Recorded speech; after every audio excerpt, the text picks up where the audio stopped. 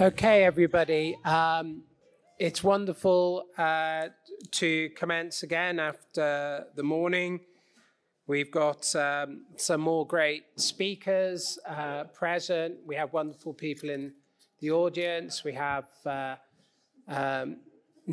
Nick Parsons, whose book Civilization is Malcontents, which I think is really important. And we have many other authorities in the room. So we're going to have presentation and then conversation. So it's my great pleasure to welcome Dr. Matt Beach, who's a reader in politics at the University of Hull, and who's, I think, published over 38 books and articles on British politics, possibly more by now since you submitted your bio. So it's wonderful to have you. Thank you for coming, and do begin. Thank you.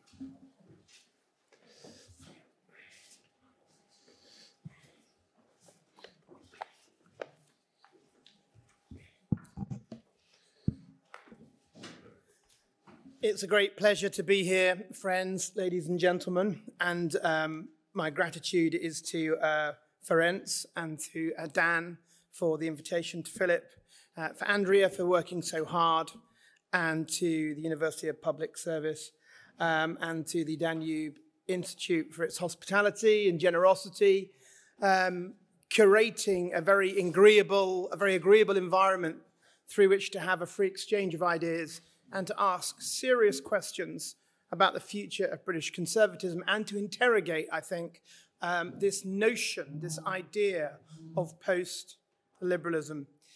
I've been charged today to be, in one sense, contemporary, to do two things. In one sense, to be contemporary and to speak a little bit about the British Conservative Party since the Brexit result of 2016, leaving the EU, what that means.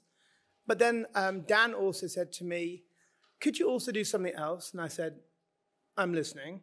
And he said, could you also perhaps narrate or sketch what a meaningfully conservative prospectus ought to look like? Ought questions and ought challenges are very interesting.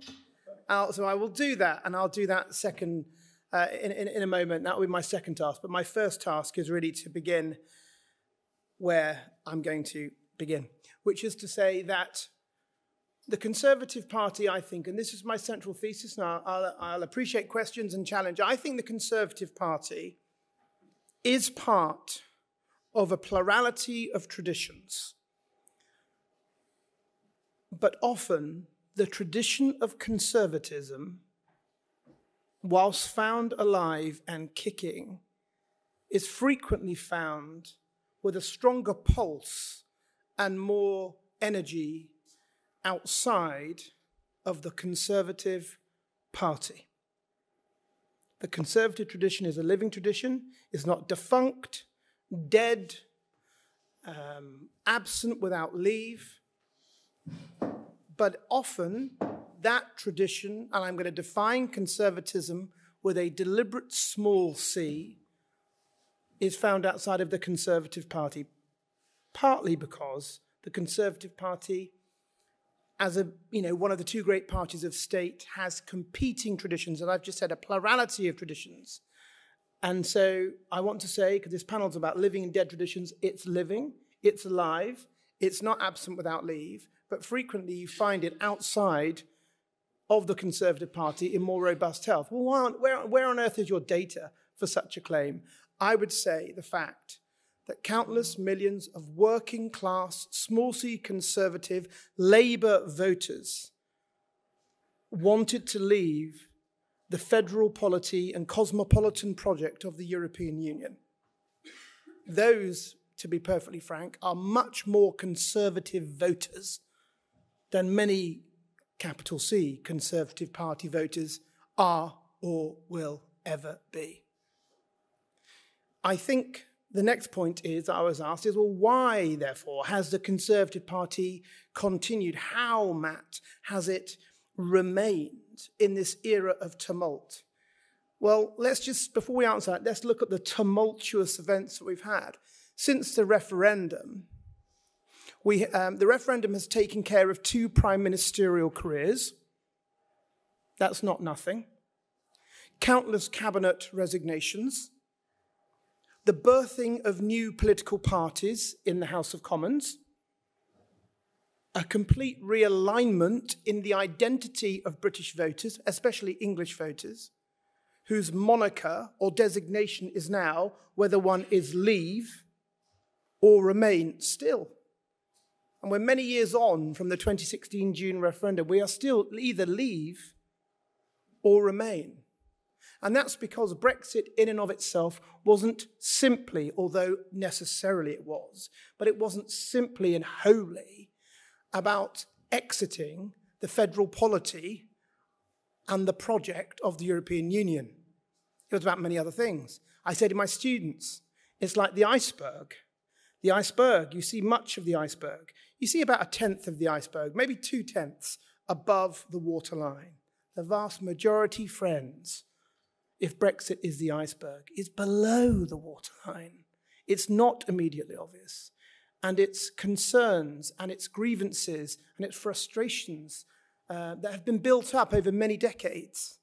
Yes, of course, it's about reducing mass low-skill and no-skill migration from the EU. Of course it was, absolutely. And it is necessarily about reclaiming sovereignty so that Her Majesty's Parliament is meaningfully sovereign without delegated responsibility, and that the Supreme Court is the final court of appeal, the final arbiter of law, of course. But in terms of culture and politics and aspiration, much else is beneath the waterline. And my supplementary data point is that red wall that enabled Johnson as Tory leader and Prime Minister to go from in effect a minority to a vast majority government. And it has realigned, for the time being, British politics. We have a cultural realignment in British politics for the time being. Will it last? I don't know. Mine is not a role for prediction. I'm merely trying to describe and narrate that which has happened. A tumultuous period, the age of Brexit, which has shaken the Conservative Party, ended careers, caused new parties, led to the sharpest internecine debates, perhaps even sharper. Perhaps, I mean, Danny might have a view on this, perhaps even sharper than in the 1990, perhaps even sharper, because we have, huge amounts of, vitriol now on social media, which wasn't present then, and politicians being ruthlessly hounded for principal commitments as Remainers and Leavers, which is disgraceful, quite frankly. So why has it endured? Why has it remained? Why does the Conservative Party continue? And not merely continue, not merely exist, but has since 2019 flourished? I think there are a number of analyses you could put forward. One by the scholar Jim Bullpitt, whose notion of statecraft, that the Conservative Party, famous article in Political Studies about Mrs. Thatcher and statecraft, Bullpitt's argument about statecraft is that the Conservatives are reasonably good at statecraft, keeping the main thing, winning elections and electoral calculus.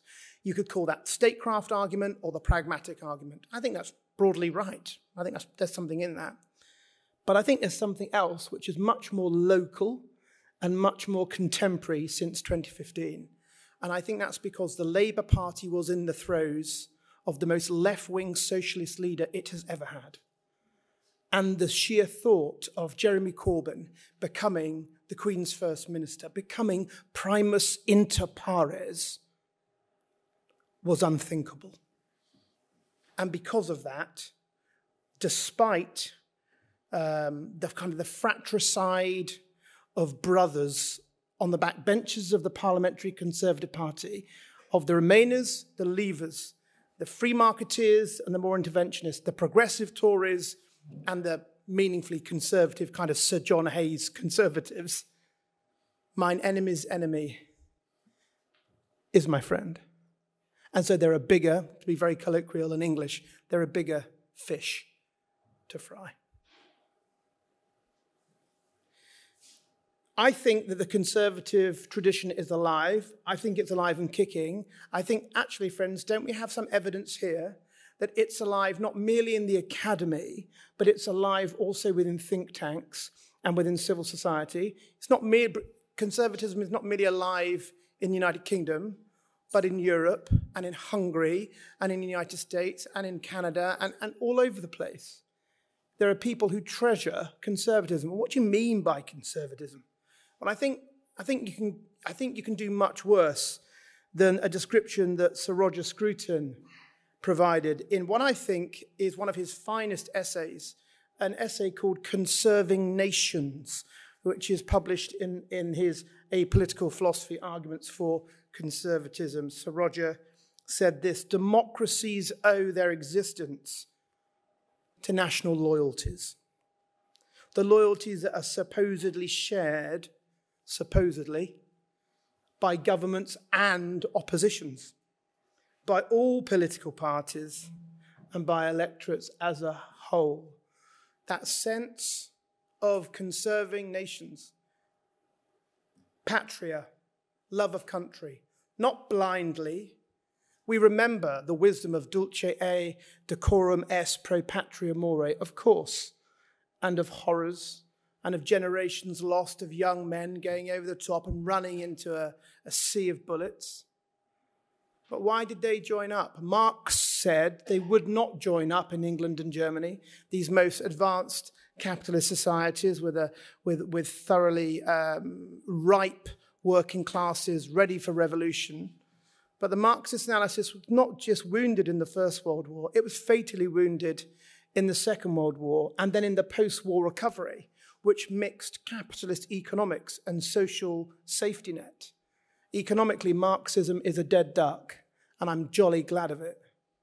I just wish Marxism as a cultural project was equally dead. It is not. And that brings me, friends, to the second question I was tasked with, which is to speak to the issue of, Matt, what would a meaningful conservative project look like? Well, I think what a meaningful conservative project would look like depends on how we answer this question about what is post-liberalism. You see, I think often people say that what they have a problem with is the illiberalism of contemporary liberalism. So I prefer not to call it, sorry, Philip, liberalism.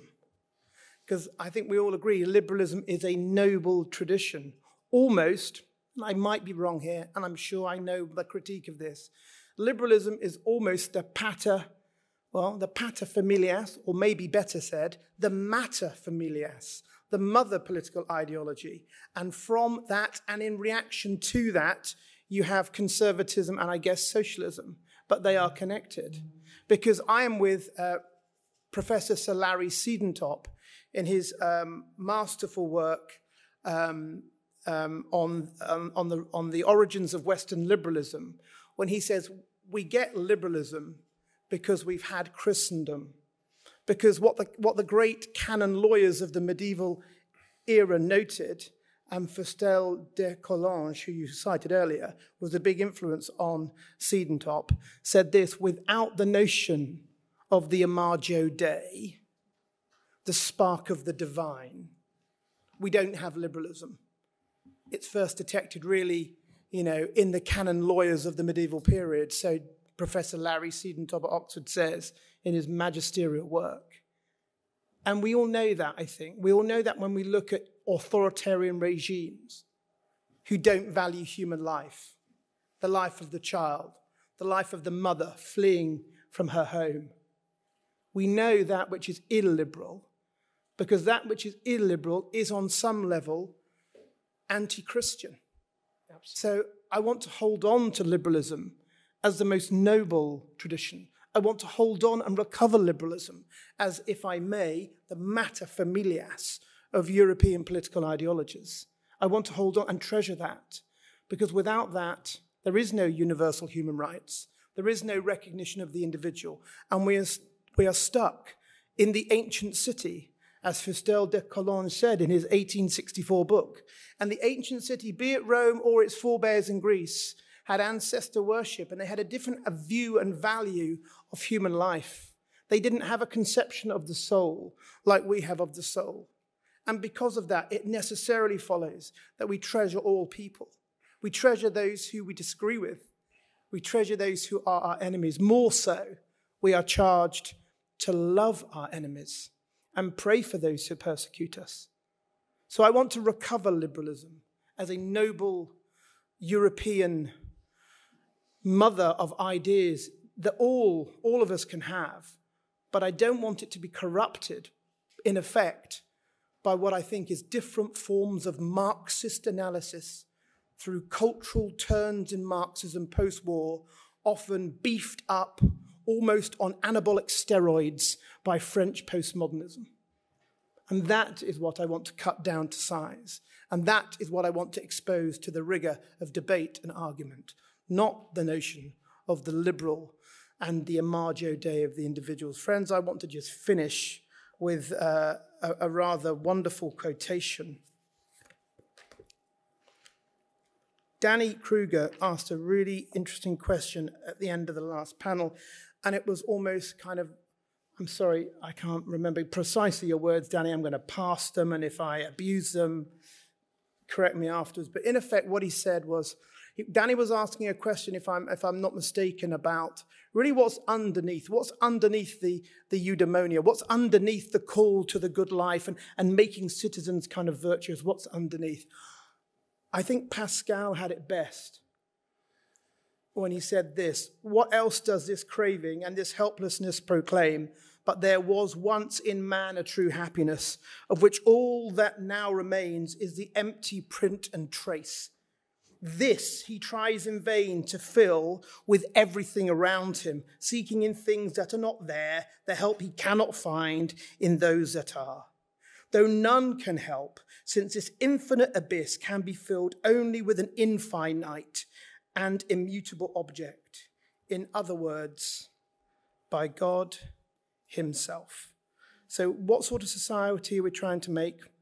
Not an authoritarian Christian one, and certainly not an illiberal one, but the sort of society I would charge conservatives, small c conservatives, conservatives in every political party in Britain, Labour and Conservative, and wherever else they're found. The sort of society that they're trying to forge and speak into being, almost with the logos, the word that's spoken in and comes alive, is one where the individual is recognized as having innate value, and that is not the same as individualism.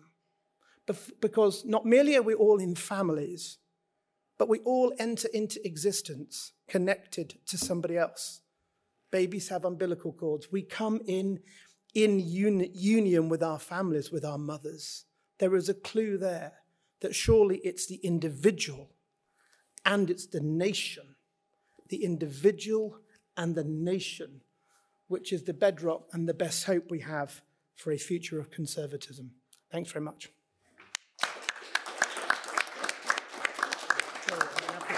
That was great.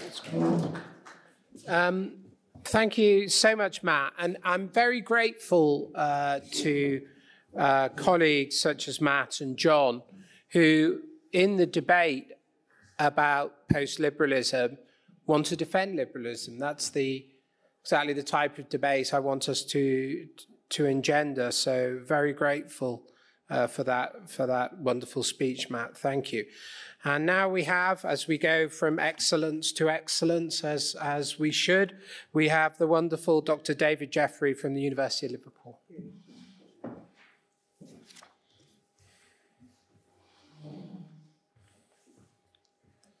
Thank you. There should be a PowerPoint. Oh, hey, there is. Okay, hello everyone. I'd like to, first of all, like everyone else, thank the organisers for this event. It's already been absolutely wonderful. And then after this slight dip in quality, I'm sure it will remain wonderful for the rest of the event. The purpose of this presentation, unlike kind of what's gone before, is to move away from the philosophical and look at examining how post-liberal the Conservative Party is as it stands. So there's two ways I'm going to do this. One is I'm going to look at the recent cohort of potential leadership candidates from 2019. And then I'm going to move on to looking at the voters, because I think we often say, actually there's a post-liberal term, that Johnson was very effective at winning post-liberal voters, the party's going post-liberal, but we don't actually know how many voters we would classify as post-liberal. And I think that's a problem for how we understand post-liberalism. So for the first part, I've looked at the Conservative Party's leadership election 2019, and my rationale for that is threefold. So first of all, they all made a speech, right, outlining their vision. They were not encumbered by having to govern. They were not encumbered by the realities of politics. And in many ways, they could set out their stall for what they wanted to be as a leader before having to worry about actually delivering that through a parliament that at the time was very fractious. And also because the Conservative Party is held up as the only vehicle in town for delivering post-liberal policies. Even though it talks the talk and in some cases might be walking the walk, there's no strong intellectual tradition underpinning post-liberalism within the Conservative Party, very much groping in the dark. So I think this makes the Conservative Party a good case study for this. Let's see. Or not. Is it this big green? Oh, there we go. Okay, right, so, perfect. I don't think there's much point in going over the basics of what post-liberalism is, given the kind of purpose of this conference and the people who are here. But I think it's worth loosely outlining what it is we're looking for in these leadership speeches. So post-liberal politics is more than just left on the economy and right on culture, right? In some ways, one nation conservatism has been doing that for a long time. Although it does sit in the middle section of a Venn diagram of one nation conservatism, ethical socialism. But more than that, it's a concept that goes deeper. It's a politics that centres place, that trusts people with power and resources to shape their everyday lives beyond just relying on the state or on the neoliberal individual. It pushes back against rampant social and economic liberalism, meaning that the state and the market should in some way both be restricted by intermediary institutions. And we heard some of that from Chris's talk earlier. And it argues for a shift from free market capitalism to economic justice, reciprocity. And all of this is underpinned by changing the liberal status quo of what should be the key unit in political life. So it's not the state, as socialists would have you believe, and it's not the individual, as perhaps neoliberals and Thatcherites might have you believe. Instead, that primacy is shared amongst competing units of value, the family, community, as well as the individual. And this reflects real-world attachments that people actually have. And so this diagram here is mainly because I like to include graphs. I think that they're better than words. But it's a very rough placement of where different creeds within political thought in the UK anyway might be situated on a tripartite measure of state, community, and individualism. I'm happy to talk about it more later if anybody wants to do so. So this is a big table, but essentially it shows all the 2019 Conservative Party leadership candidates. I think in the end about 5% of the parliamentary party was a candidate at some point. It's rumoured in future every MP will be a Conservative Party leadership candidate. So good luck, Danny, you've got my vote. And here is just kind of key quotes from their ideological pitch. I won't go into too much detail about all of these people, but we'll see some common themes emerge. And the first one, Jeremy Hunt. Jeremy Hunt made a lot of leeway with his claim of being an entrepreneur. As health secretary as well, he wanted to turbocharge capitalism, creating the world's next Silicon Valley, and this should set off post-liberal alarm bells. Alongside a social mission of prosperity, not just for its own sake, but for prosperity with a purpose, he said. The Conservative social mission should be education. That's spending more on non-university education, abolishing illiteracy, spending more on defence and maintaining the UK's foreign aid commitments, which is all very noble. But there's no challenge to the idea of free market capitalism within Jeremy Hunt's thinking. There's not even a slight shift away from the liberal orthodoxy of the individual first and foremost. And his offer is essentially, I'll do free market capitalism and I'll use the taxes raised to fund public services. And also, I'm not Boris Johnson. I'm not reckless. And that was his kind of pitch. Similar, Andrea Leadsom, so we're going all the way down now. Her pitch was also to put the boosters on capitalism, reinvest it back into social services, public services. And that's a very one nation approach, isn't it? But there's nothing new to it. There's nothing post-liberal about that. Rory Stewart, I don't know if he's well known outside of the UK. I don't even know if he's well known within the UK, to be honest. But he gave what can only be described as a very strange speech, where he spoke about the energies that he would embody like a kind of yogi healer. He spoke about the energy that comes from prudence, the energy that comes from shame, the energy that comes from seriousness, the energy that comes from action, and the energy that comes from conviction. It all sounds a bit weird, but under this language of energies is a kind of generic one nation policy proposal as well. Well-run, well-funded public services, sensible fiscal policies, not promising to spend more than you bring in, and specifically anti-Boris Johnson. Anti-Boris Johnson boosterism, anti-Boris Johnson embellishment, in his terms, anti-Boris Johnson lies. But no re-evaluation of the role of society. Mark Harper, who I suspect very few people have heard of, he did not give a speech. He gave a speech cum question and answer session where his main pitch was that he was not in the cabinet during the kind of Brexit turmoil years. So it's a bold play, putting not good enough to be in Theresa May's cabinet as a reason why you should be leader of the Conservative Party. And he did not manage to make it work. His pitch was he would build better relations with European partners. But again, very little was actually said about how the individual should operate within the political realm. Michael Gove opened with education, and he spoke a lot about undervalued communities and overlooked families, and that was a motif running through his speech. He speaks about the power of government to help every individual, a muscular state which can force reform and give individuals the chance to be author of their own story. And he draws quite powerfully on his early childhood. He was adopted, and he saw the kind of benefits of a stable family environment and what that can provide to someone.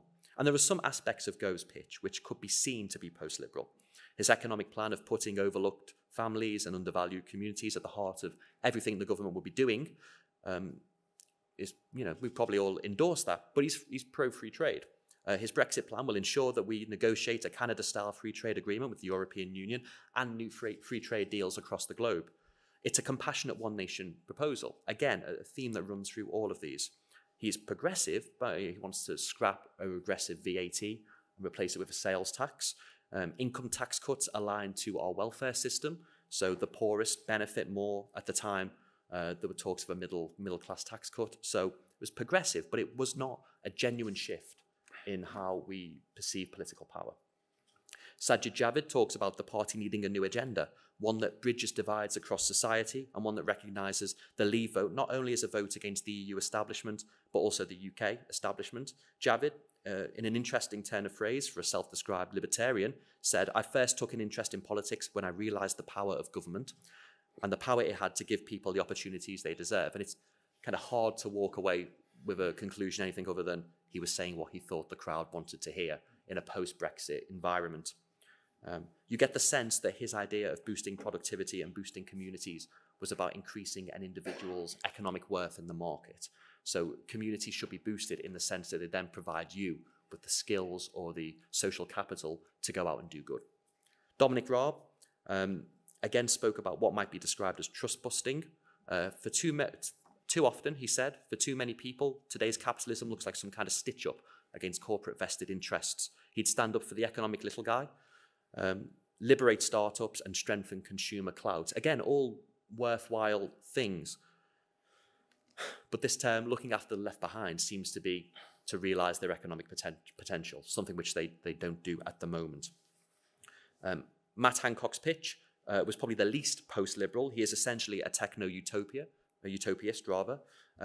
He was built around optimism about the reliability of progress, the role of technology in promoting progress, and he's quite excited for the potential of disruption that arises from technology, of social, societal disruption. And his vision really leaves no space for the local. He talks about the national community, but not communities. He doesn't care about Burke's little platoons unless they wanted to develop an app or make a startup. So his pitch again revolves around boosting capitalism as it stands. Now Esther McVeigh, a fellow Scouser, the one I was most excited about analysing because I thought here is where we should see some element of post-liberalism. Her blue-collar conservatism group is often held up as a prime example of working-class conservatism, of post-liberal thought. And she gave her speech to the Bruise Group, which is a pro-Brexit, pro-Thatcher organisation. And she spent 90% of her speech in terms of words talking about Brexit, talking about why we needed to leave the EU and why no deal was good. And that is very much the definition of preaching to the converted. Her 10% of her speech promised a pay rise for public sector workers, more police and more money for schools, and to cut the foreign aid budget to 2010 levels. There was nothing about the role of the individual within society, of communities. It was a Brexit speech. And then Boris Johnson, less important perhaps because we've seen how he governs, so we don't really need to look at his speech. But like with others, Johnson doesn't in any way discuss the role of the individual, the role of communities, how political power is organised. Instead, he offers Brexit as a way to unleash the UK's animal spirits. So there's not much there in any of these leadership candidates to say there's a post-liberal turn amongst the elite, which is something Philip wrote at, I think, just after the 2019 election, where you said the Conservative Party will be dragged essentially into a post-liberal position by its voters, but they don't believe it. It's a political response. So we see kind of two sets of trends. One was whether we should leave the EU with no deal, or that should be kept on the table, or whether we should try to negotiate. That was a key divide. And there was a general agreement that austerity has come to an end, or should come to an end, and a general consensus that more money should be spent on public services, just slightly different levels of tax and spend. All candidates sought to use capitalism, boosted by post-Brexit free trade deals, to generate higher tax incomes, to spend on public services, or to cut taxes. And when it comes to social issues, there was very little difference there at all. So no example of post-liberal value within these leadership candidates. Okay, now the more quantitative section is the challenge of measuring post-liberalism. So if party elites aren't speaking the language of post-liberalism, what about voters? We often assume they are. The British election study asks a series of questions which allows us to gauge left-right placement, which is the first set of questions, authoritarian, libertarian values, and populist positions or populist values. Now, the left-right economic scale might get to the economic element of post-liberalism. It might help us uncover that. But the authoritarian element and the populist element don't really get at what it means to be a post-liberal. It doesn't seem to get at the value for tradition or of belonging or of community. So instead, I looked at a series of questions that were introduced in one wave of the British election study. I'm sorry for the tables, but I want to kind of cover my own back. And there are two sections here. One is around the questions of community, and one is around the role of incremental change, or what we might understand as respecting tradition and established way of doing things, seeing value in those. And I think it's important to try to measure these type of things, because being able to measure, being able to build scales allows us to move the debate around post-liberalism or expand it from the realm of political history and political philosophy into political science. And that's one of the reasons why we talk about populism so much, because we can measure attitudes towards it. And so we can expand it into new realms of political science. So what I did is I ran a series of factor analyses to look at any underlying personality or identity or ideational trends that these values were picking up, and whether they could be meaningfully seen as post-liberal. And these are the bottom 6 here. So we've got whether you emphasize strong marriages and families that make real freedom possible, or whether freedom is about people making their own choices without any kind of obligations. We've got sticking with established ideas that have proven their value, or always trying to do new ways of doing things. Again, established traditions. If ideas have been around for a long time, they probably need to be updated, or they have wisdom in them. The world is always changing, so we should adjust our view of moral behaviour, or the idea that moral behaviour is broadly fixed. And then young people today don't have enough respect for traditional British values. All of these get at some element, I hope, of post-liberalism as we might understand it. So what can we do with this? Well, this scale, internal kind of test, showed that it had a reliability measure of 0.7, which isn't great. I'll come back to that later. But it's compared to about 0.8 out of 1 for kind of the measure of populism, which the British election study approved. So it's not too far. It's not an awful scale. I like to say that. But it does get at something, I think, post-liberally. And we can combine this scale with the economic scale to create a political compass that has the top left quadrant as our post-liberal quadrant, and then the bottom right quadrant as a kind of neoliberal in so pro-individualist right-wing economics, right? And these are going to be shown here. So this slide shows two graphs. The one on the left is the average placement for voters by party along our left-right at the bottom and post-liberal scale. And so essentially we see here that only the Conservative Party and Reform UK can be seen in the post-liberal, their voters anyway, can be seen in the post-liberal quadrant. All other parties are less post-liberal but are left-wing on economic issues. And it's worth remembering that actually voters within the UK are to the left economically. So this isn't, that's not an error, right? The UK is just a left-wing economically, it's a small economically conservative country. The chart on the right is harder to make out. I didn't quite know the size of the screen that I'd be using. If I knew it'd be this big, it'd be clearer. But it essentially shows how the Labour Party in red and the Conservative Party in blue have shifted over time. What's very clear is since 2005, Labour has become less post-liberal and more left-wing over time, reliably. Whereas the Conservatives have kind of hovered in the same position. After 5 years of governing with the Liberal Democrats, the Conservatives became a bit less post-liberal, a bit more economically centrist. But in 2019, they were their most post-liberal, their most left-wing economically, which is where we'd expect them to be. So this scale does seem to look like we'd expect it to look like. And my favourite set of graphs, these graphs show the ideological spread of voters within each political party. So the darker shade of blue shows where the middle 50% of Conservative voters reside on this ideological space. And then the lighter shade shows 75% of voters. And what we see here is that Conservative voters are pretty much, about 2/3 of them are in the post-liberal quadrant. They can be identified as post-liberal. And it shows the width of the Conservative appeal, that they also attract some neoliberals, some more economically right-wing, but kind of post-liberal socially voters. But they've got a broad voter base compared to Labour, who are essentially trapping themselves in the very, very bottom left of the graph. And then on the right, we see Leave and Remain. And as we'd expect, Leave voters, so that's the kind of light blue colour, Leave voters are much more post-liberal than Conservative voters as a whole, but also than Remain voters. And so again, I think the scale gets at something, but I feel like it might have also raised more questions than it answered. So my final slide is a call to arms, is that post-liberal values do seem to be, using my scale, more widely held amongst Conservative voters than Labour voters. Good. What we've been telling each other is right. Well done. Also amongst Leave voters than Remain voters. Despite this, it's not well reflected within the Conservative Party elite. That's fine. But if we want to move the discussion of what post-liberalism is forward, I think we might need to start looking at the quantitative side of things. And I think that involves developing a bespoke scale to try and get at those values.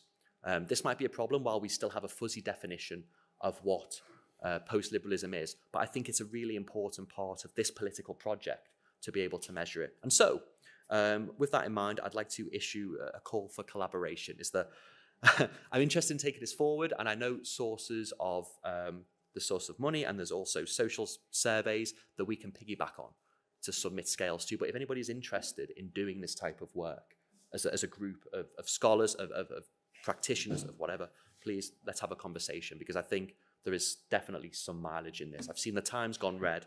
I'm going to stop talking now. Thank you very much.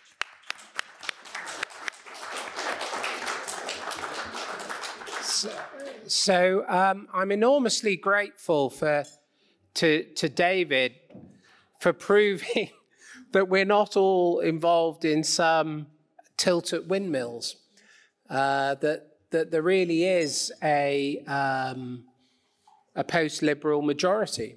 The idea that 75% of our voters are in the post-liberal quadrant, when arguably less than 5% of our parliamentary party is quite a divergence, and I think extremely interesting. So thank you, David.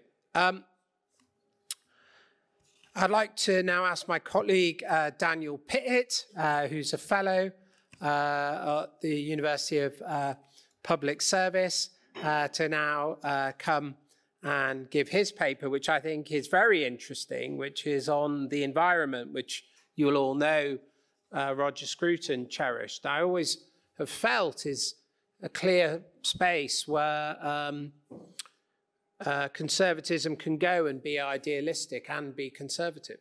So Daniel, thank you very much.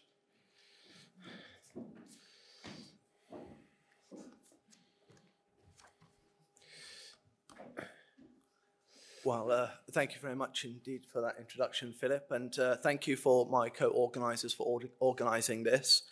When I started off lecturing, I always ask my students any questions to start with, and they always put their hand up and ask about my moustache. So I'll get straight to that. Yes, I'm afraid it is real. Sorry, I just addressed it straight away. So anyway, the talk is oikophilia, the love of home, and towards a post-liberal conservative view of the environment. And my overall thesis that I'm putting forward, my overall argument, is that there is such a thing as a conservative environmentalism. And this conservative environmentalism is different from a liberal position, and also different from a woke position. And so, as you can see up there in the quote, environmentalism is normally affiliated with liberalism, and is some quarters with woke politics. So prima facie, what I'm just said to you, that there is such thing as a conservative, post-liberal, anti-woke position, seems ideationally implausible, but I'm here to argue the exact opposite. So let's crack on. That's not moving forward. There it is. Right, so I'll be drawing on conservative thinkers from historically, but also from the past. And we've got Burke up there, and we've also got William Wordsworth. And I think it's really key to understand conservative thinking is that we certainly can't focus on academics, that if we focus on academic work, we would have a huge hole. We've got to look at poets, writers, politicians, as well. So it's a key understanding for understanding conservatism is to look at these wider thinkers out there in society. So I'd like to start off by giving you a quote. So Margaret Thatcher said in 1977, and I quote, "Free enterprise has a place, an honoured place in our scheme of things, but is one of many dimensions, for Tories became Tories well before the modern concept of a free market economy meant anything." And I suggest, that's the end of quote, I suggest that the environmental protection and enhancement is another one of those core dimensions. So in the prelude and the excursion in William Wordsworth poetry, we can see the trace of the growth of the mind. We can see the positive impact of nature on our mental states, the countryside, the idea of memory, imagination, and sympathy. And we can see that as a framework to start moving forward, how we would think about conservative environmental policy. So we can see a quotation from Wordsworth here that nature has its glories, it constitutes a strength, and when there's genius in it, the peace and extraction, and stillness of mind and happiness. So this memory, imagination, and sympathy. And Burke said, the idea of inheritance furnishes us with a sure principle of conservation, a sure principle of transmission, without excluding the principle of improvement. So it's not static. We're not trying to hold one bit of land in aspic. That's not going to happen. There is a forward movement. There is going to be movement. But from a conservative perspective, what we need to be doing is trying to enhance the beautiful and try to overcome the ugly and the fake. So here are three more modern thinkers that I would like to draw on before I move on. So the oikos, which is in the title of my study, is place. It's a place that is mine, it's a place that is ours. And that is key, that it is mine, but it is also yours, and it's also ours. And once we start thinking of a place of ours, we understand that we have mutual obligations to protect what is ours.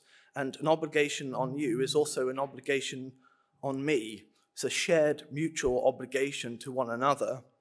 And this means that we can harmonize in human structures and machines within this environmental policy.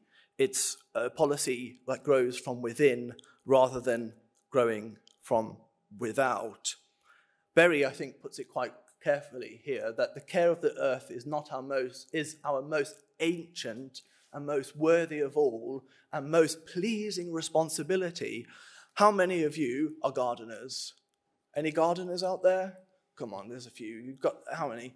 And to go out there and look after your garden and to grow that little plot of land that you have and to cultivate it gives us that responsibility, but we cherish that responsibility. It's an enjoyment.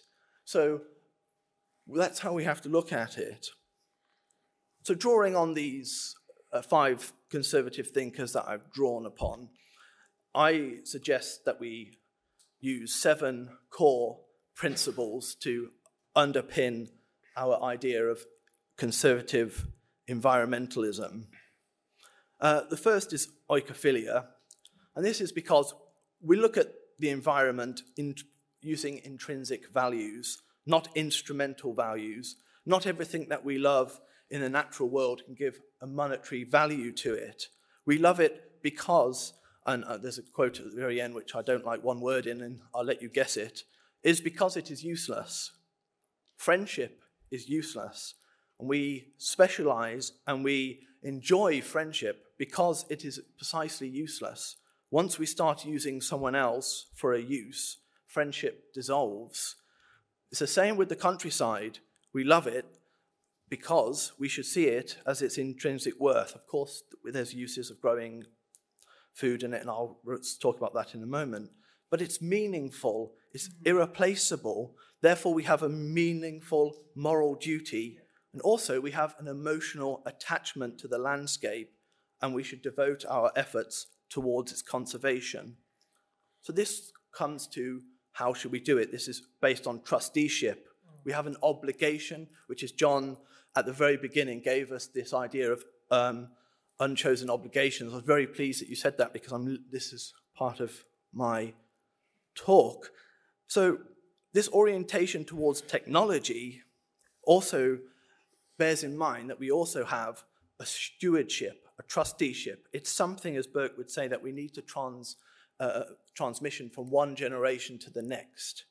That essentially, again, that phrase at the very beginning, it is mine, but it is also ours who's coming next. So I have a duty to make sure that what I look after is looked after for the next generation who's coming. It's a classic conception of government that is to bring objects of stewardship and flourishing in accordance with their real natures, rather than wrenching them from their real context and trying to exploit them from the outside. So we inherit a burden, but this burden is a positive burden. We need to sustain it, because unaided it will not be sustained. We need to have a disposition towards the existence and reverence of the world.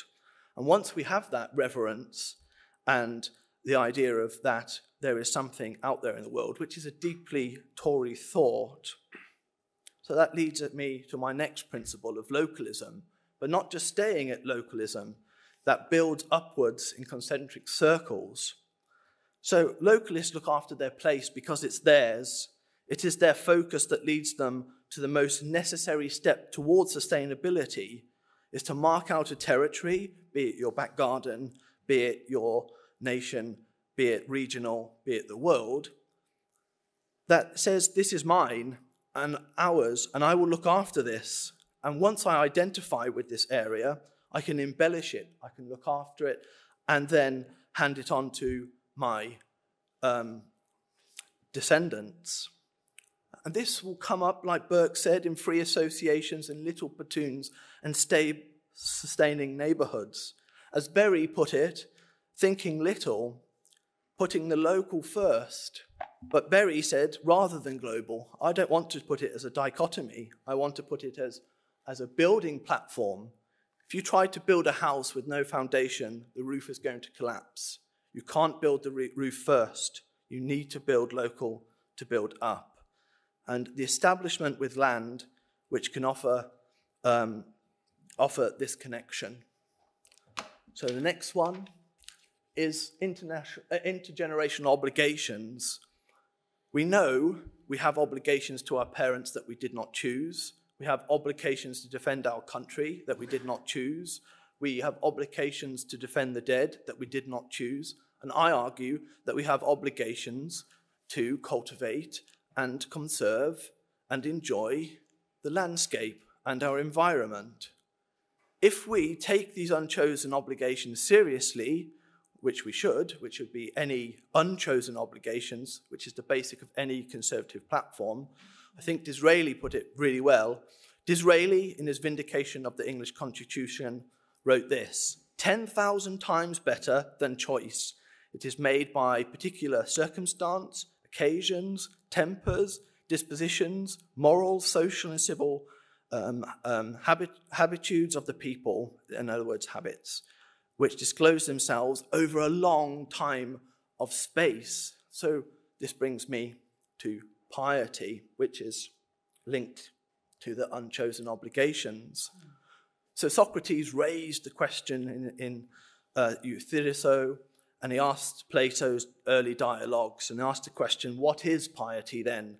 And he said, what all the gods love, that's pretty wide stuff. So I think that we could learn from the Roman view, which is that we need to honor our parents, our ancestors, the household, the deities, civil law and order. We punctuate our lives with festivals, public ceremonies, and respect towards the sacred things. In short, we understand the limitations of human understanding and control, and we understand the obligations we have to our landscape, be them rural or urban, and understand that we dwell in the environment, be it in the city or the countryside. This leads to the understanding that something is given to us, this natural gratitude of something that is given to us from our ancestors, and we respect these unchosen obligations of giving us. They were not our own inventions.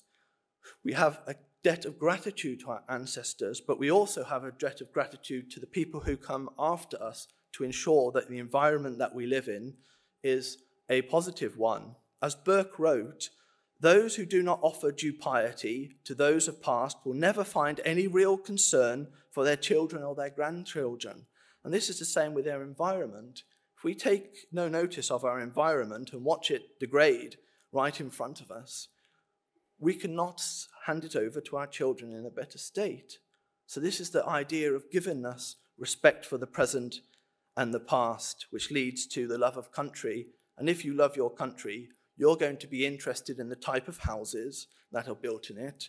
Your rivers are polluted or not. Are your green spaces available for your young? And is the air that you breathe clean? This leads to one final principle before the overall principle. So embeddedness, the idea of we are embedded within our environment and our community. The quest for community, social scientist Robert Nesbitt alluded to, is a similar argument about identity. For Nesbitt, autonomous individuals, abstractly constructed in modernity, were left isolated, no context, and barren before the state. We need to have the complete opposite. We need people who are not isolated, embedded in their context, and not reliant upon the state. This means for the immediate and intermediary associations, so embedding us within a place and nature. With prudence, I'm going to set you some homework. I'm going to tell you to read Ferenc's book, A Philosophy of Conservatism. But what I will just say is that I argue that this is a moderating principle. It's a moderating principle. How do we go about this? Well, we utilize prudence. It's a moderating principle that will moderate the others. So this is what I've just sketched out in a few minutes, is a coherent governing philosophy. And it will take us to different places. So sustainable things, what would come out of this, such as minimal waste. Conservatives hate waste. We should hate food waste too. Responsible food sourcing, which is buying quality food and enjoying it. Move away from the throwaway culture. Tree-lined streets, community orchards, perhaps. Walking neighborhoods, putting the pedestrian back at the heart of the community. Or, which I'm really keen on, which I know the government has looked on, is the bottle return scheme, which I've been in favour of for 16 years, which, if you look at countries like Finland, you will see something like this. So, in conclusion, I've hoped that in my very short time, I've convinced you there is such thing as a conservative environmentalism, and it's not based on liberal or wokist principles. And we can draw on this living tradition. It's a living tradition. It's a romantic tradition. It's a tradition that people can buy into, especially, I think, as well as older generation, but the young. It gives a bit of idealism to conservatism and a bit of romanticism, which I think people like Churchill would have liked. He was a romantic. So he liked to cry a lot, so which is a good thing. I'd like to just leave you with one quotation. And just before I finish, I'd like you to guess the one bit I'm not happy with, okay? It's from Theodore Roosevelt. To waste, to destroy our natural resources, to skin and exhaust the land instead of using it so increase its usefulness, hint, it will result in undermining in the day of our children the very prosperity which we ought by right to hand down to amplified and developed. Which part do you think I'm uncomfortable with? Great quote, but one bit? Usefulness, exactly. Because sometimes when we make things useful, we actually make it unuseful. Thank you very much.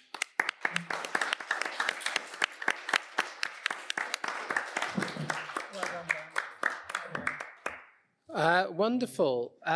So it just gives me it's pleasure upon pleasure.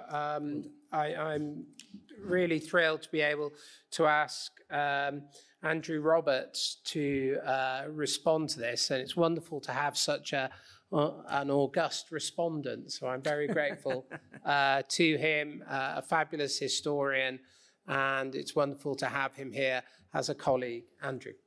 Thank you very much indeed, Philip. I'd just like to boast and show off about quite how august I am by saying that when Kit put up the picture of Lord Hinchingbroke right at the beginning, I actually knew Lord Hinchingbroke when I was writing my first book.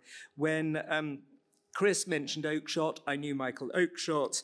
Roger Scruton and Perry Worsthorne were friends of mine. I knew Shirley Robert and Letwin. Margaret Thatcher appointed me to take her place in the Margaret Thatcher Archive Trust. Enoch Powell actually collapsed on me at a party once, and David Cameron saved my life from jellyfish in a... glad you think that's funny. It was absolutely terrifying moment. Terrifying moment, Kate, but nonetheless. The key thing is... the key thing is that all of those people, apart from David, are dead now, and so thank you for reminding me of my mortality. I do feel very, very old replying to you here. And David Cameron, of course, won 2 general elections, and I think he would have won a 3rd if he had listened to me when I told him that he needed to lead the Leave campaign in the April of 2016. History would have been very different. To go through the 3 brilliant speeches, we are so blessed today with these fabulous series of speeches. This is a really successful conference already, it strikes me. What Matt was saying about Brexit And the way in which Leave and Remain is still a vital force in understanding British politics has to be right. Even today, even in the Ukraine crisis, which you would have thought perhaps we'd have been able to have got beyond Brexit there, the former MP Nick Bowles made a tweet, gave out a tweet saying that didn't leave us feel bad that we weren't doing as well as the EU when it came to sanctions against Russia.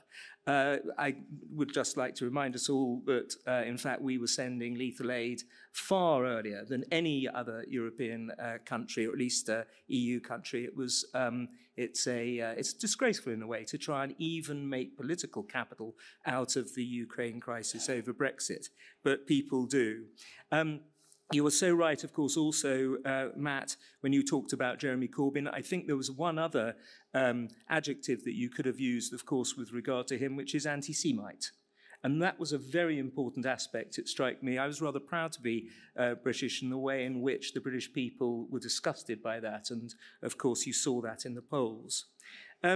When you said conservatism is alive in the academy, I am not so sure, because it strikes me that every single conservative British academic is actually in this room.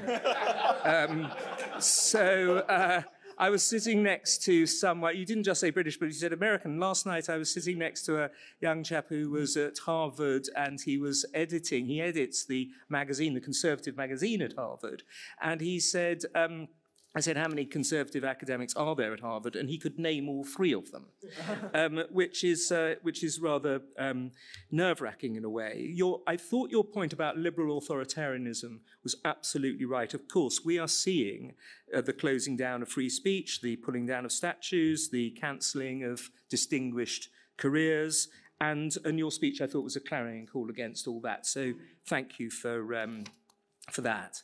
David, I was hoping that I was a post-liberal conservative, but then I saw your pyramid, and I noticed that I was the little chap in the bottom, the blue chap in the bottom right-hand corner, and my new friend Philip was right at the top left-hand corner, so I felt rather out of place.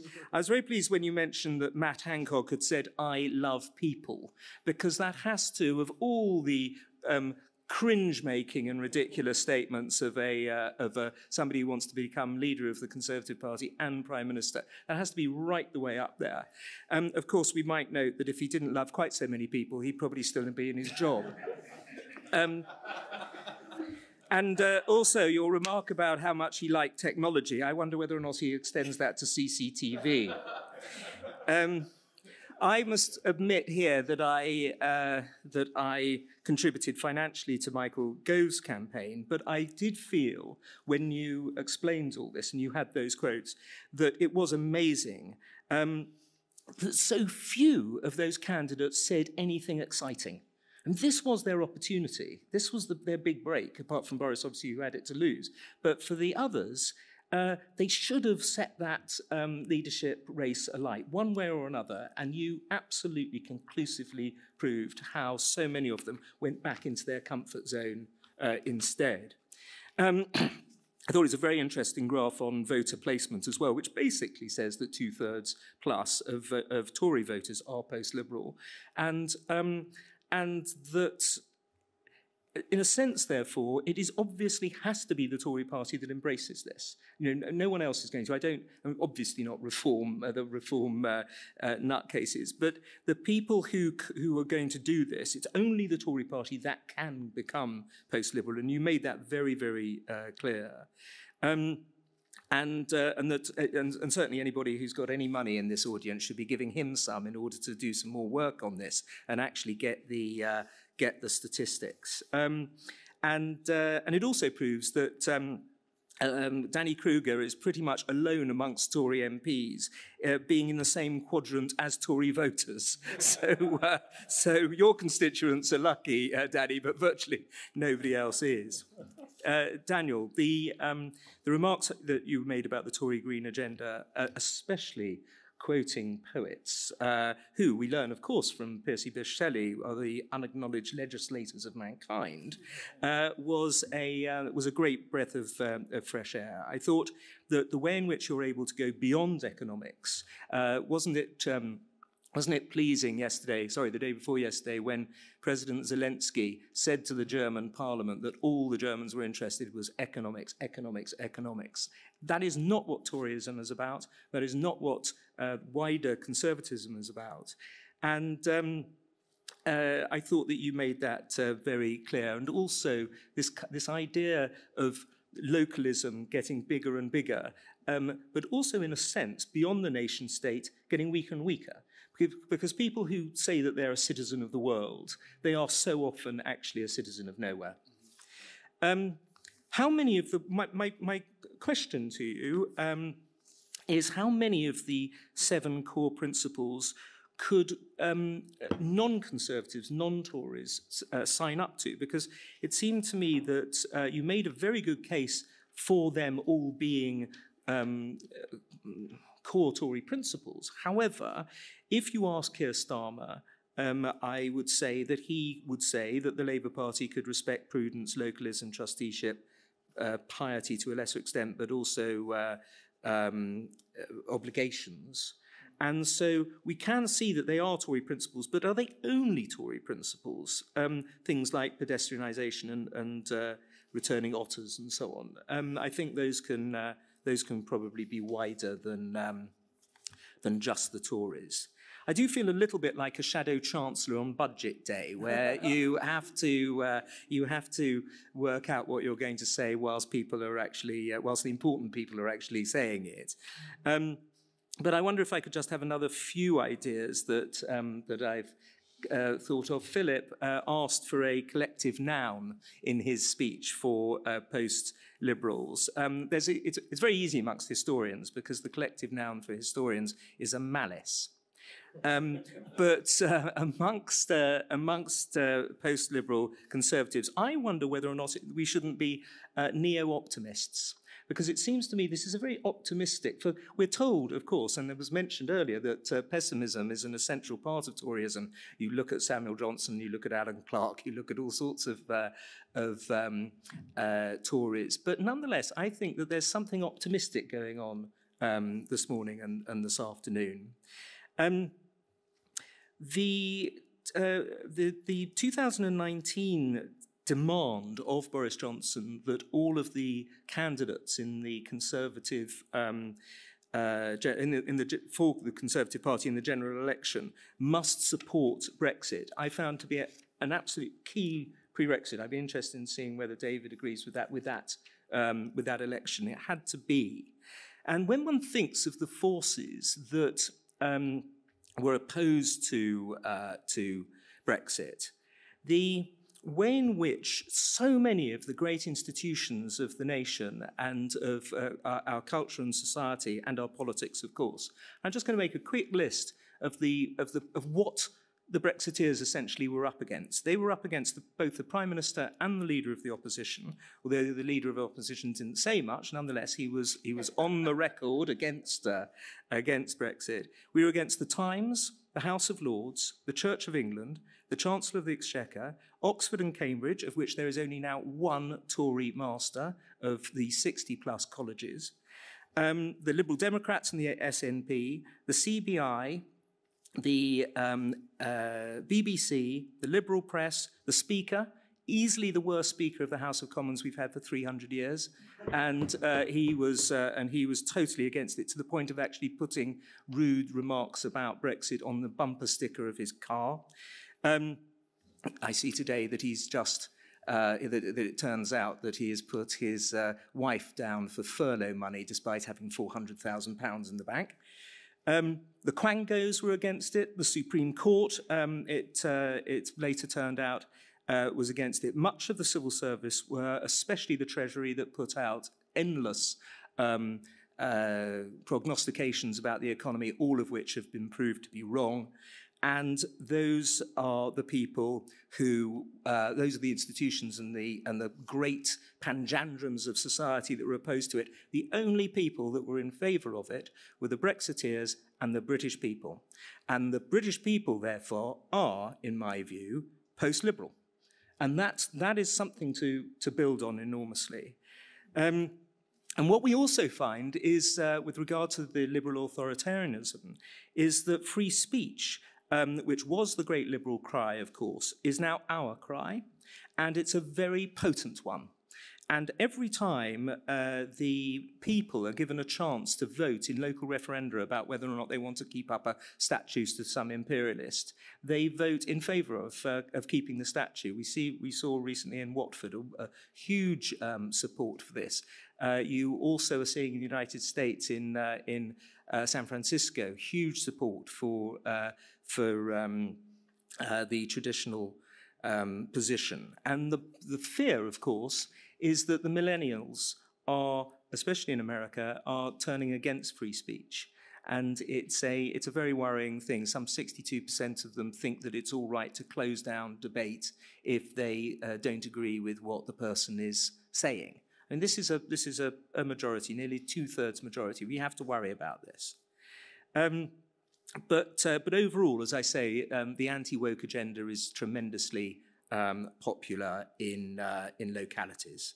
And so finally, literally the last thing I have to say, is that that so far nobody's said anything positive about Margaret Thatcher, and I very much want to. I want to point out that if it weren't for her, Britain would have dropped into the 3rd tier of nation states in the world. That we mustn't of course be obsessed with economics above all else, but nonetheless, if you have a coal industry that is completely broke and going bankrupt, if you have a way of creating wealth, you have to take advantage of that if you can. And so I want to say well done to the person who I see as my ultimate political heroine. Thank you very much.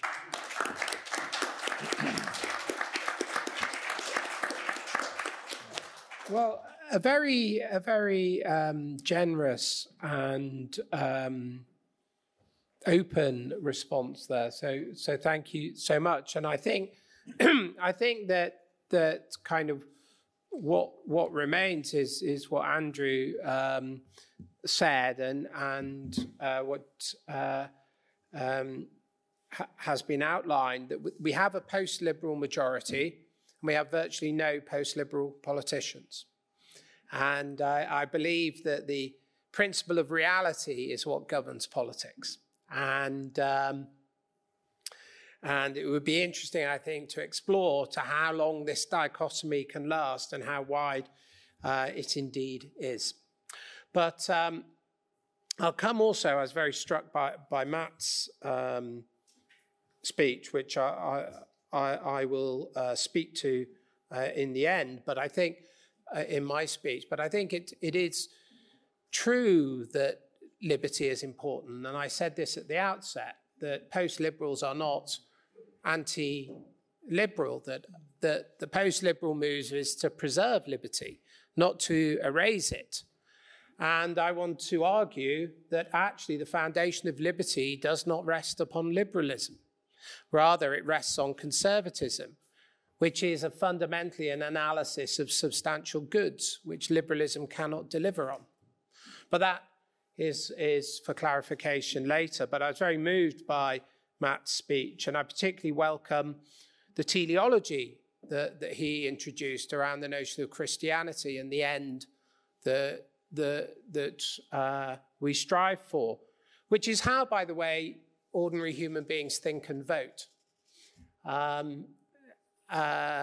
Political operatives, if I can put them like that, not academics, often do the granular, but they fail to see that when people vote, they vote for big ideas painted in broad, explicit colours.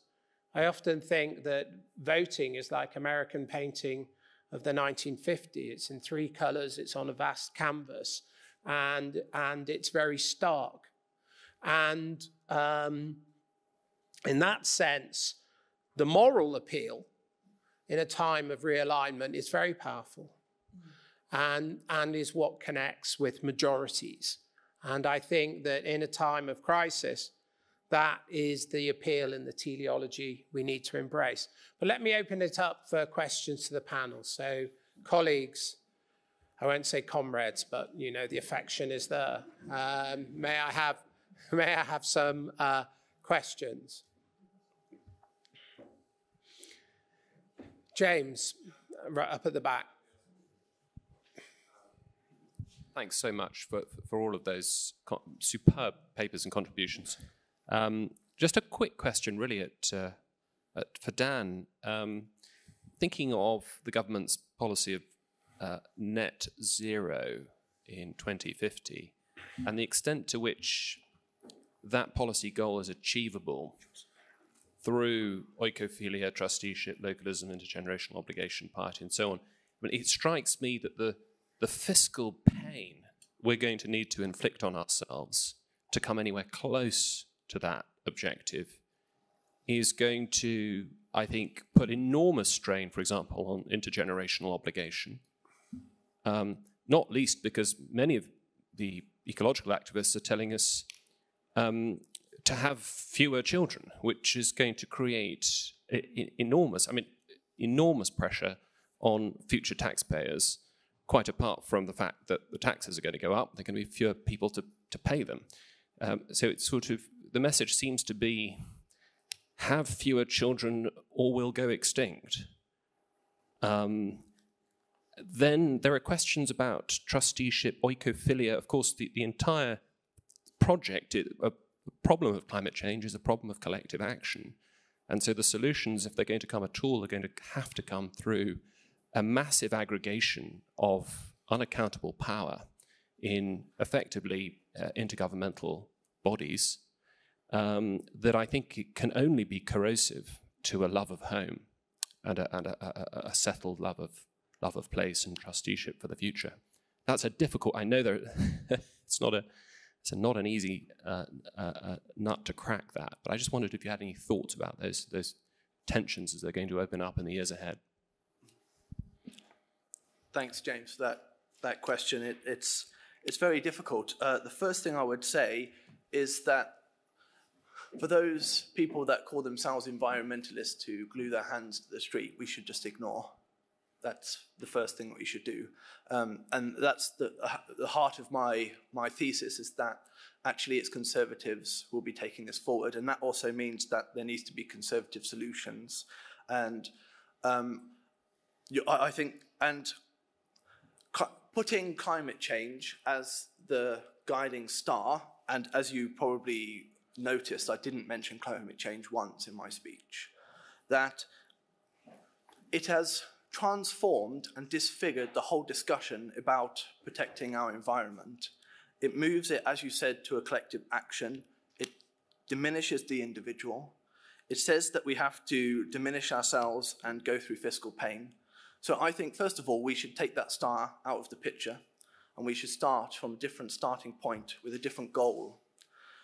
I think that if climate change is going to be tackled, it needs to be tackled through other ways. In other words, it needs to be a positive externality from individual action, and it will only start from individuals, families, and communities, hence the localism, and then moving up. And as Andrew rightly put, that actually when we move up from the local, it's stronger at the beginning. Our ties are stronger with family, community, nation. And then I think you were right, at nation, it starts to diminish, but to region and then to the globe.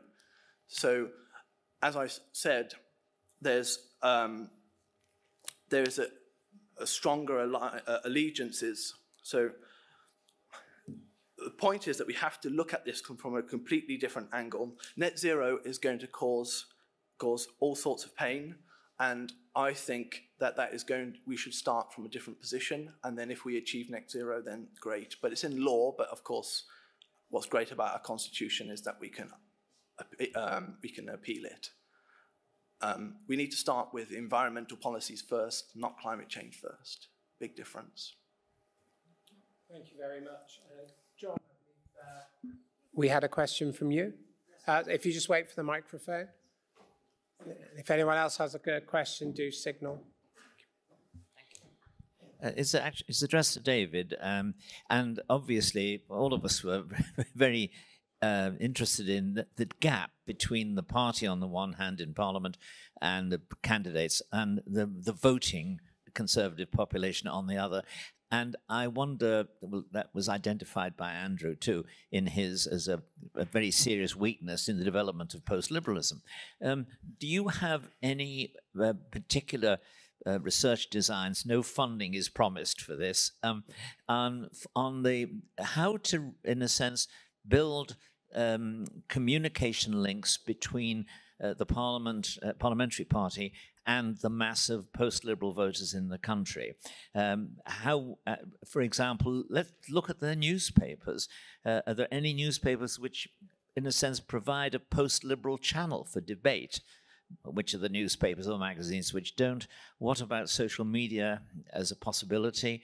And how has post-liberalism developed as a self-conscious ideology? I mean, we're in a sense mapping it out here today, but to what extent does it exist in the mind of the public as a branch of, or could it be as a branch of politics which they could support and would find them themselves happy to do so? Yeah, thank you. I think, yeah, you're right. The media landscape at the moment is a bit like the Conservative Party in the sense that they speak, some of them speak the post-liberal language, but that is a response to their readers, right? Very much of the media, it does set the scene, but it also responds massively to what its voters want. And so it picks up on this desire for a post-liberal politics, but doesn't quite know what it's articulating. And there's some explicit, unheard, for instance, right, is a key channel for articulating these ideas, and explicitly so.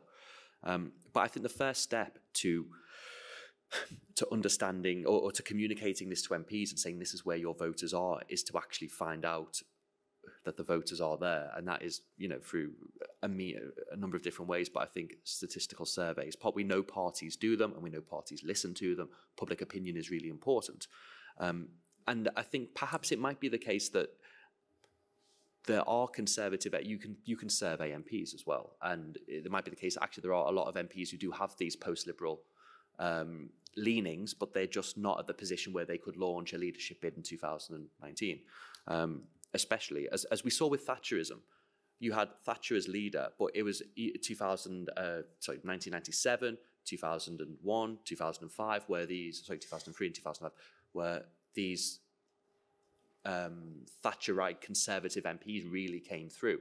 And it might be the case that actually it's 2024, 2029, where we see post-liberal MPs kind of moulded by this red wall change come through. So it might be actually this is the voters have gone first, and where the voters lead, the party follows. But we won't know that unless we kind of get at measuring it. And then I think I can't remember who we were talking about earlier, but the role of think tanks as well, like kind of with Kit's paper, where is there a post-liberal think tank at the moment? There are some that are.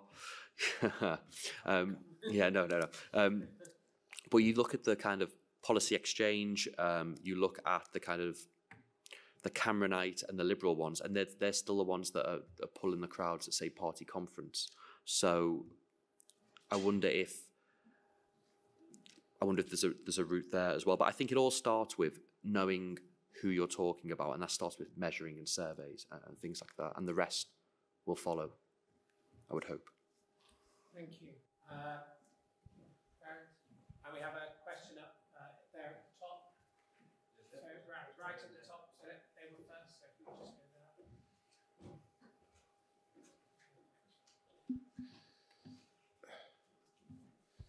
Thank you very much. My name is Anton Ferenc Kovács, and I'm a disciple of environmental economics, and I would like to contribute with a few words and thoughts to the discussion on the environment. I think one needs to recognize that the problem of the environment and climate is just one part of a broader subject, a broader problem, which is sustainability. So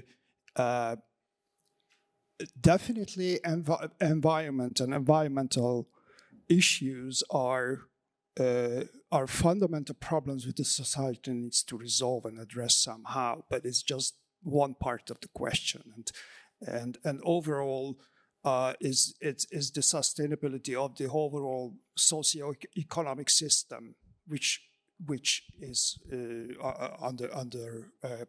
which needs to be under consideration. So the problem is how to establish a link between the environment or the biosphere and the economic or the socio-economic system, and that needs economic models.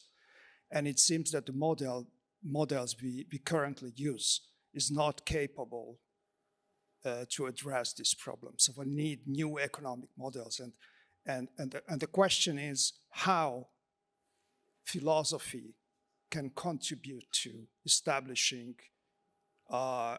new concepts that can be translated into the language of economics. Thank you. Thank you very much. I'm going to take the remaining questions because we're just about to run out of time. Was there a question right at the top? The gentleman there, just holding his hand, and then we'll go to Ferenc.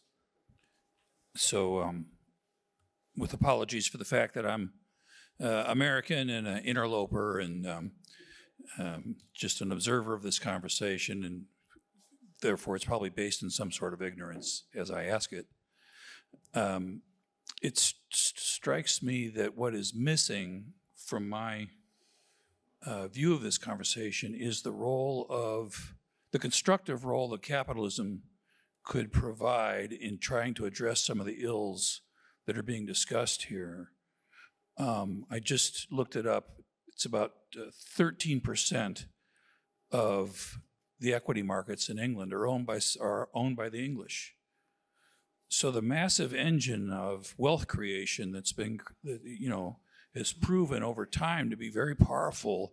There's not enough, if we could create the term participative capitalism as part of the equation of post-liberalism, where the benefits are more democratically dispersed through the society by virtue of greater ownership and greater participation, as opposed to greater taxation and greater managerial manipulation. Okay, that completely brilliant question. Thank you very much. I think I profoundly agree. And finally, Ferenc, I'm just sorry to rush you. I'm just conscious we're just about to run out of time. Yes, then I narrowed down my question to my challenge to Matt, because I appreciated it and it provoked me to address the question the following way. You say that, we have to admit that liberalism is a kind of the pater figure that we have to take into consideration and position ourselves with that in mind. I wonder, because I think that although that might be true historically, as the example of Burke himself shows, it's not the right approach if we take the ideologies in themselves. And my point is that in order to have conservatism as an independent force in the ideological spectrum, it needs to have its own etymology, its own history, its own development. And it shouldn't be just, a sidetrack of liberalism, because that means that it depends on liberalism. And that's something that needs to be avoided. So we need our own story. And we have to understand that basic liberal values like liberty or free speech, the two basic issues that came up in the discussion, are ours as well. So in that sense, classical liberals are our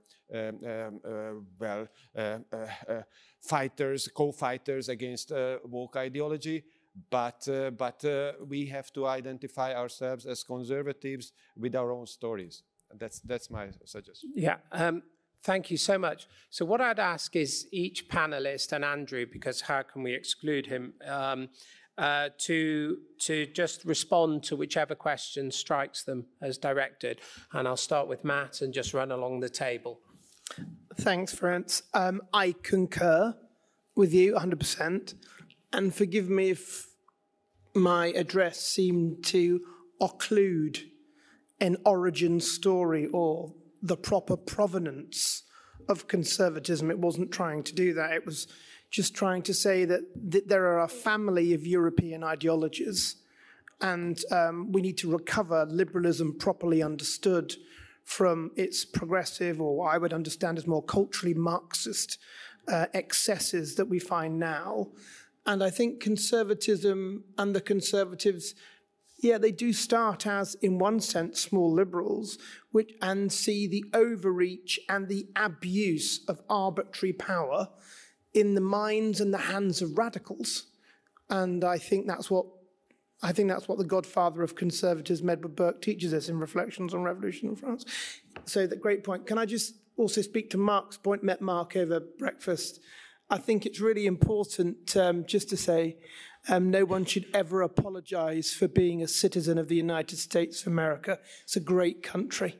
And you should never apologize. It's like going to some academic conferences and people have to say, well, I'm sorry, I'm a man, and so I've got to say this.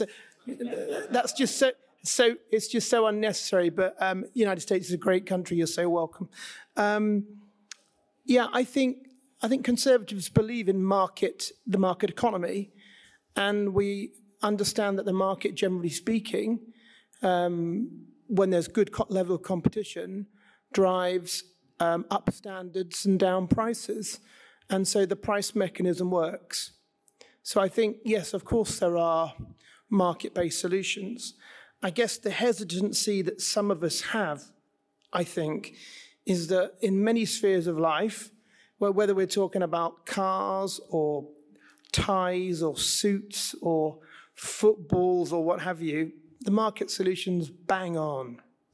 But there are certain things in life that are so precious, so much more than merely the stuff and the material of life, that we have to accept and learn from history that there are a whole range of negative externalities that market economics, especially unregulated market economics, often captured by producer interest, economic interests, can be quite harmful. So, of course, we want market economics. There are solutions there, but we're just cognizant of the fact that it needs to be in its proper place. Thanks. David. I don't think any of the questions were kind of directed directly to me, but I think on the point of democratic capitalism, there's a reason why I think Gove and Rob's leadership speeches were so powerful, was because they spoke about how capitalism didn't seem to be working for the little guy. And that's reflected in survey after survey and in the left-right spectrum used there, where people just don't believe that capitalism works for them. They believe it works for other people who are in a position of economic privilege. And it's also why I think Jeremy Corbyn came so close to, or one of the reasons why, came so close to winning in 2017, was because he picked up on a sense that the economy is stacked against the average person. And that is something that if you believe in capitalism, or at least it's better than the alternative, then it's something you do need to fix. And so I think you make a completely valid point. Thank you. I'll try and be quick fire to all the questions as I can. Andrew's question about if the leader of the Labour Party picked up these ideas, I think he'd be a more intelligent man than I thought. So I'd be very pleased about that. What role philosophy can play? It can provide the framework for our thinking. We need capital and property ownership, and yes, with those within the country as a whole. Thank you. My sense is, I'd like to answer Ferenc's question, is that you're absolutely right. We cannot frame conservatism or post-liberal conservatism around liberalism, because that's half the battle lost already. But the way you ask where to get the wherewithal for it, it goes back to what Winston Churchill on Coronation Day 1953 told a young American crossing the Westminster Hall who asked him for life advice. And he said, Churchill said, study history, for therein lies all the secrets of statecraft. And I think if you read the biographies of the great conservatives and study history, then I think you'll be halfway there too. much indeed. Okay, we break for coffee, and then we move on to the next exciting stage of the unveiling of the post-liberal offer. Thank you very much.